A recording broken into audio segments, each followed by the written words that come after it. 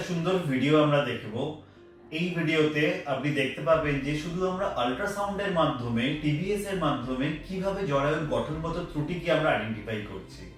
এখনই আমরা দেখে নেব যে একটা ইউটেরাস কিভাবে দুভাগে ভাগ হয়ে আছে একটা সেপ্টামের মাধ্যমে। তো সেখানে নর্মাল ভাবে বেবি তার আসছে না, বাট সেটা কোনোদিনও ডায়াগনোসিসই হয়নি।